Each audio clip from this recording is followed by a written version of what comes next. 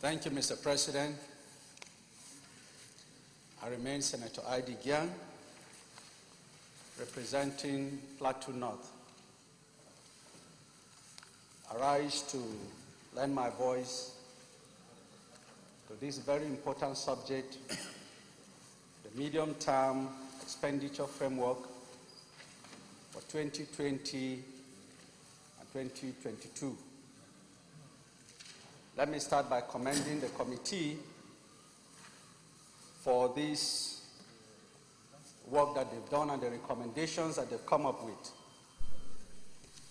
I want to take a look at the sectoral ceiling that has been provided, particularly the provision for security, which is at 17% of the total budget size for 2020. With this provision, the expectation would be that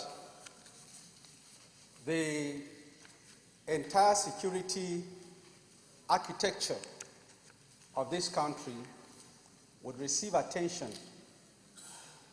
with this provision of 17% of the total budget size to address this issue of insecurity in our country.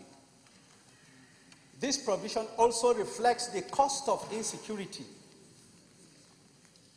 That is aside from loss of lives and property, what it is costing the nation.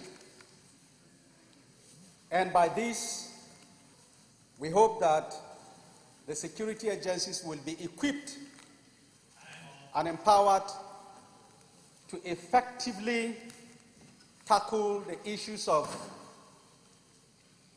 insurgency, terrorism, kidnapping, banditry, and violence that is all sorts of crime and criminality.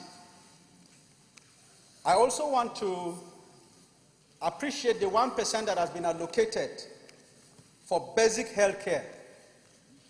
And this will go a long way to address the dilapidation of our primary health care centers. And I would want us to follow this provision with a legislation that will require a counterpart from states, just as is being done with basic education, so that we can strengthen provision that will give and provide basic health care facilities for our rural dwellers and our people in the grassroots.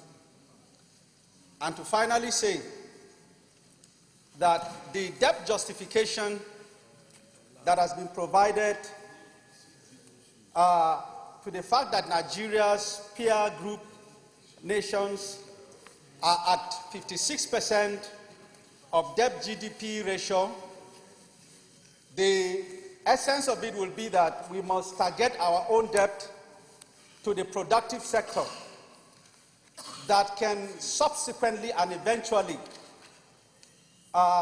provide sources of revenue that we can use in repaying the debts that we And I would want to say that I'm glad that the Ninth Senate is living up to the agenda that we debated yesterday, coming up with this MTF and debating it in record time, so that we can meet up with our desire to change the budget cycle from January to December. I therefore say that this is in the spirit of our desire to meet up with our agenda to give Nigerians a new budget cycle. Thank you very much, distinguished. Thank you very much.